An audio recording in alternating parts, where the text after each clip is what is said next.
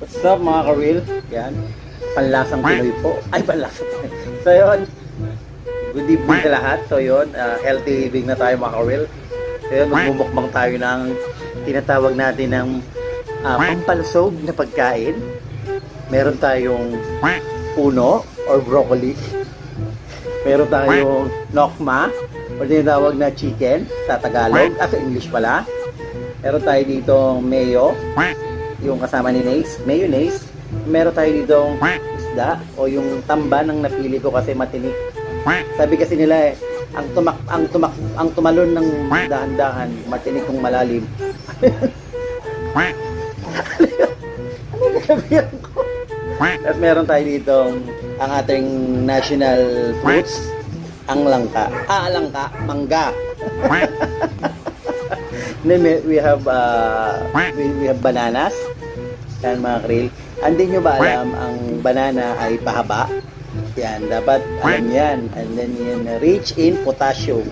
Yan, alam nyo ba ang saging na palamura ay ang saging kasi meron siyang potassium. Then we have pipino. Pero kasi naupuan to kanina, pipina.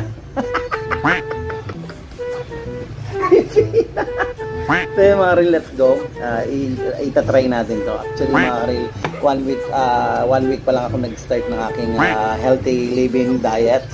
And then pag after nito, nag-iinom ako ng pundador, ng Red Doors. Joke lang mga real. Siyempre healthy living na tayo. Siyempre tumatanda na yung asawa natin.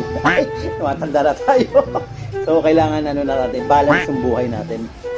And siyempre sa pagkain natin, dapat alam natin yung tinitake natin, which is yung mga calories, yung mga vitamins, and so whatever. So yun, nasamahan nyo kayo, try natin to. First, siyempre ang titikman natin is yung fish. This fish is what you call temben. Temben is 70% ang remenis sa dagadisos, pag inulisos, pag dinamita, patay ka na yun, drug-druginin. By the way, we have some lettuce. Not lettuce, it's lettuce. Silent H. H pa to. H. Ayun, what's up? Kami ngayon dyan at nagbablog ako. Ayun. First, we have to taste this one, banana. This variety is called Lakatan Banana. Yummy. Yummy. And then next fish. Yummy. Ito. Matinik yung temben. Pipino. Matinik yung tambak. If you have some pipino and then if you want to eat some pipino and then you have a dip, so just get one, dip in a little bit only.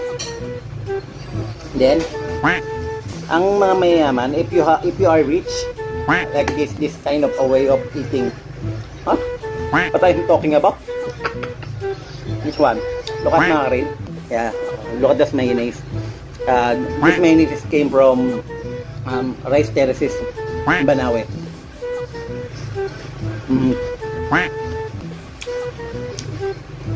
A bit of tasteless, patabang. Tasteless, patabang. And we have to try the broccoli. Broccoli is famous in Baguio. In Baguio, broccoli is the best seller. We must eat.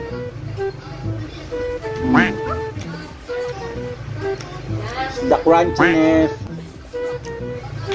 the yumminess, the tastiness.